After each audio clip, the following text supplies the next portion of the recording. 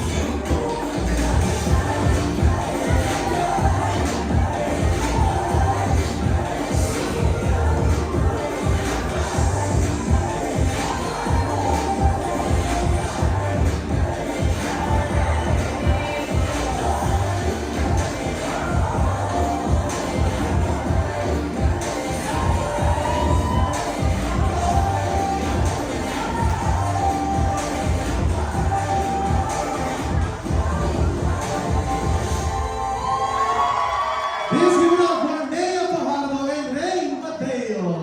Palakpakan naman natin two lovely kids. Napakaganda ng sayaw. Grabe, napaka-talented pala talaga ng family mo. Nice. Okay. So, at this point, before we hear some well wishes for both of you, I want to offer this short song for both of you, a serenade for our lovely couple. And I think ito rin yung nararamdaman ng lahat ng guests natin for tonight. I know you all love Ice and Yell, which is why let's have a song spelling out L-O-V-E. So if you know the song, sabayan niyo po ako. Ice and Yell, again, congratulations and happy marriage.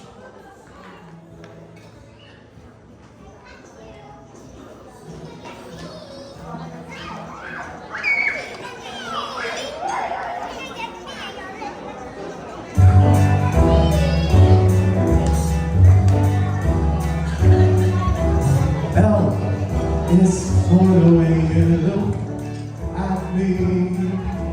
O is for the only one I see. V is very, very extraordinary. E is even more than anyone that you adore. And love is all that I can give to you. Love It's more than just a game for two. Two and love can make it. Take my heart and please don't break it. Love was made for me and you. La, la, la, la, la, la.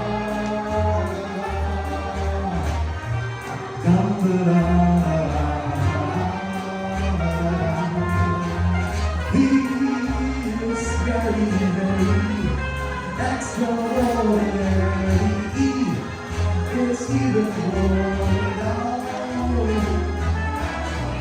L is for the way you look at me. O is for the only one I see. V is very, very extraordinary.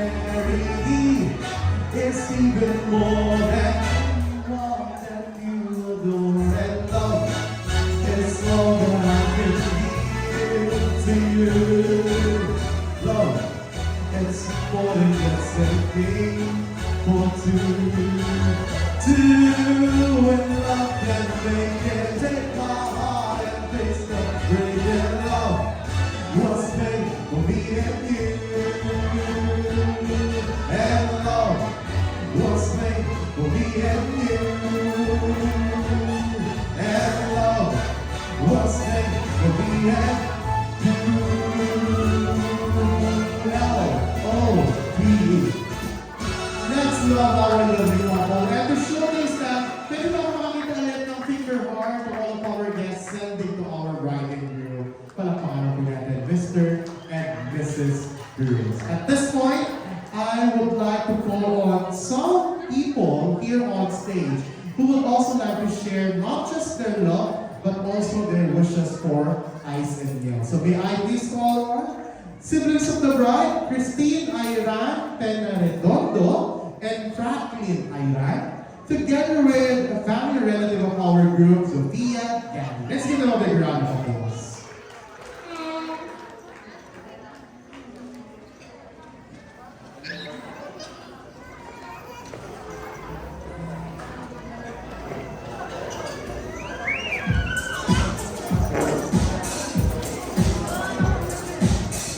Good evening sa inyong lahat.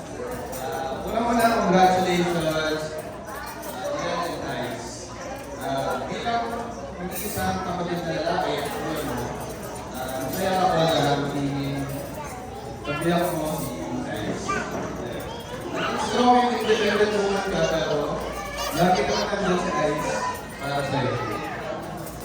Ang isa sa pinakaalala naman sa'yo, gano'n kay Ice, lagi kayo handa na mamamay at handang magpapalo kahit kanino. Basta alam nila kung pinagtatanong nila isa. Kaya yun, nakakapanahan naman nila yung sa isa't isa. Kahit sinatalaw si Ice, siya yun, parang tahimik, hindi makabasa pinggan. Pero nag-iibang tao sila. Alam mo nila. Okay. Pero, yun, lagi silang swing sa isa't isa. Yun yan, nakita namin kung paano nila ako mahal. Isa't isa. Mabay maging marami pa ako sa sayang araw ninyo, makapag-travel pa kayo.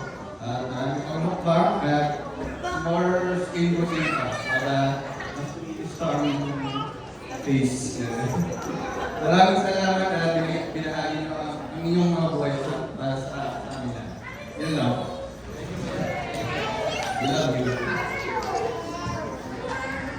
Good evening everyone. Ako si Sophia, younger cousin naman ni Kuya Ice. Or pala na younger sister, na ngayon man sabi ko na younger sister na rin ako ni ate. So una-una sa lahat, syempre, I want to congratulate the newlyweds. And I am very now, we are all here to celebrate their love. So, something about myself naman ako po ay nag-isang anak. Pero growing up kasi nasa isang bahay lang kami ni Kuya Ice and si Ate Angel. So, I never felt na mag-isa lang talaga ako. And every time na may bago akong kakilala kasi na-ask ako only child ba ako, syempre sasabihin ko na, oo, pero hindi ko naman na-feel na only child ako. Lagi ko sinasabi na para din akong may kapatid kasi meron akong ate Angel and Kuya Ice. So in simple terms, gusto ko lang sabihin na si Kuya Ice has been a big part of my life, especially my childhood. Siya ang kalaro ko noon, siya ang kampi ko, at kami ang duo noong bata kami. So, ayan, when we got older, syempre hindi naman may iwasan na mag-trip apart kami, syempre na-college na si Kuya ko na iwan ako sa kanya. Pero alam ko naman na kahit gano'n, Kuya will always be one call away. And then came Ate Yel. So Ate Yel was so easy to get along with. Sobrang na-appreciate ko lagi yung efforts niya na ginagawa niya to be close to us. Na yung mga simpleng binibigay lang niya ng mga regalo, gano'n. Sobrang na-appreciate ko yun. And actually, I'd say na Ate Yel brought us, kami family, or at least ako, na closer ulit kay Kuya Alex. And just like that, I knew that I gained another ate. It was easy, it was not forced. And para sa akin, she was not just Kuya's partner, she was also a sister to me. And that's how I know Ate Yel is the right person for my Kuya. So Ate Yel and Kuya Ice, again, congratulations. And Ate Yel, I am so happy that we're now officially part of the family. And sasabihin ko yung nakita ko sa TikTok once, I hope you enjoy growing old with Kuya as much as I enjoyed growing up with him. So I love you, Ate and Kuya. Congratulations.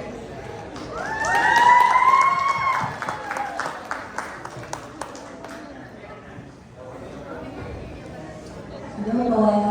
Ako nga po pala yung nakapatid niyo sa TV, sa kanale, si Ann Curtis. Ako nga pala si Tin, ang pinaka-sexy ate name. Yeah. So, it feels surreal standing in front of you because in my heart, Yel will always be our bunso. But today, I see her as a beautiful woman sitting beside the man who truly brings out the best in her. Yel, I've watched you grow from a quiet, thoughtful girl into someone who knows how to speak her truth and stand with confidence. You've learned to use your voice, and I hope you never stop.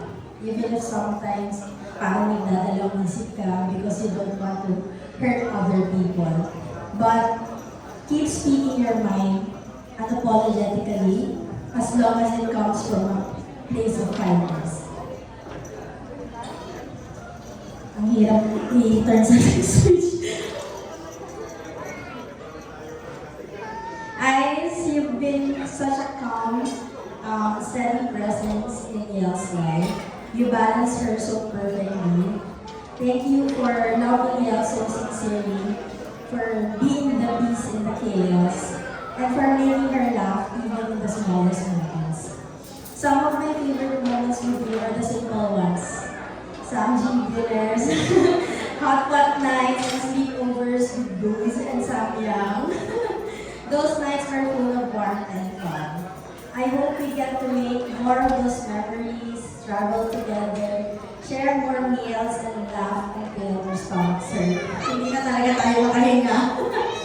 Please remember that Nika and I are always here for the both of you. Not just today, but in every chapter that comes after this one. Whether it's to celebrate something big or small, we'll always be here for you. And well, you will always be our bunso, but seeing you now, ready for a life with both chosen, fills my heart with so much pride and love. So here's your marriage, make it stay warm and filled with joy. Love you.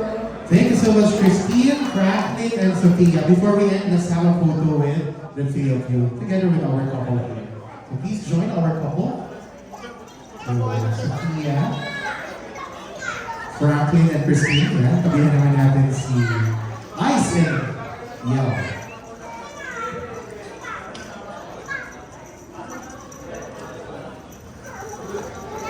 So there you have it, our well-wishers. Now let's echo some messages and speeches wishes from, of course, the parents of the bride. Let's give them a big round of applause. I will tell you something. So may we invite Mr. and Mrs. Ira. Play dito kasi may camera clicking, okay? May camera clicking, oh. Serious. Look at that camera. So go. Go here. Yanji! Magandang gabi po sa inyong lahat. Sa mga hindi ako nakilala, ako si Francisco Arnaldino. Para sa pinakamamahal natin ngayon, dito na si Yen. Ako lang ay si Daddy. Gusto ko po munang pasalamatan lahat ng narito, mga kaibigan, pamilya, kayo lahat. At isang mainit na pagbati sa pamilya, Udana Cruz. Sobra po kami nagagalak na maging kapamilya rin tayo. Alam niyo, ang maging daddy ni El ay parang isang masayang adventure. At parte ng adventure na yun, ang pagiging maingat sa health concern. Gaya ng seafood allergy ni El, bawal din ang ibuprofen. Nagsasara ang kanyang mga mata para bang nakikot ng ito. At talaga naman, kapag nag-explore siya, yung maliit na batang yun na iniingatan namin, eto na siya ngayon. Punong-puno ng pasto, ng mga stamp, mula France, Japan at Korea.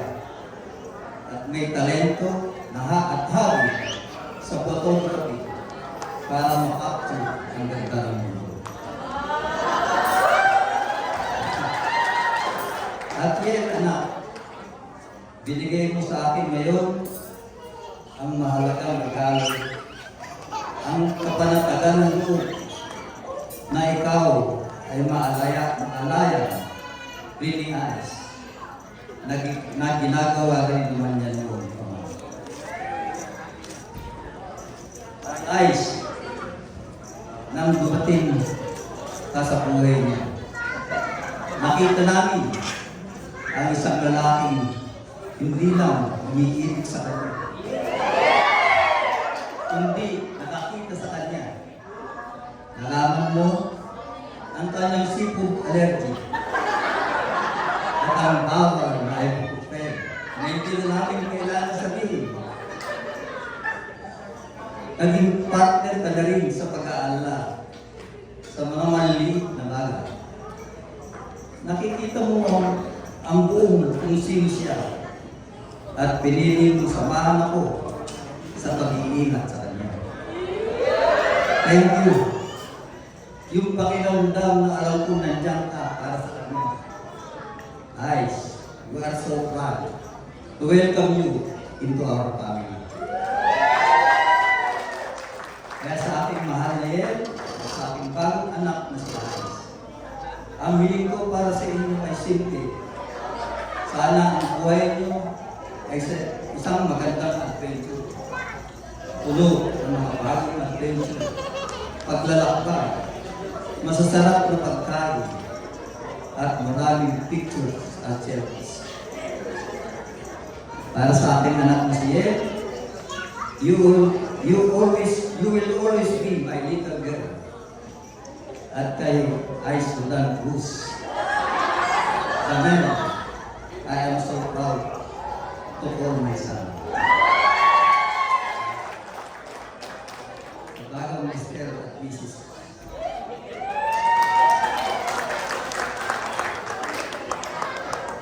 Magandang gabi po sa inyong lahat.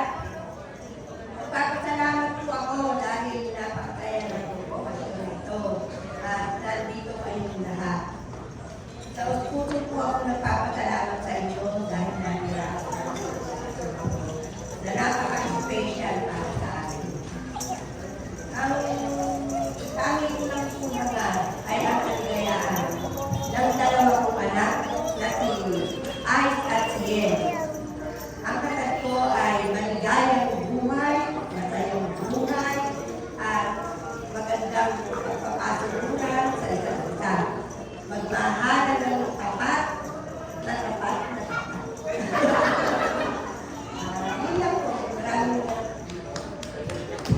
Congratulations! Thank you so much, parents of the bride. So, gusto ko muna natin magpasalamat sa parents of the bride, sa mother of the group, and sa father of the group. Alam po naman po natin sila.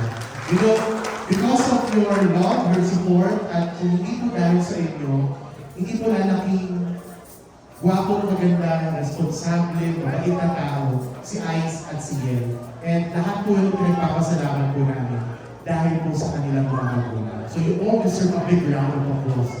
Thank you so much for loving, for guiding, and for supporting Ice and Yel. So ito yung isang magandang part ng wedding eh. When we honor the parents, the mother, the father of the bride and groom. So again, let's give them a big round of applause.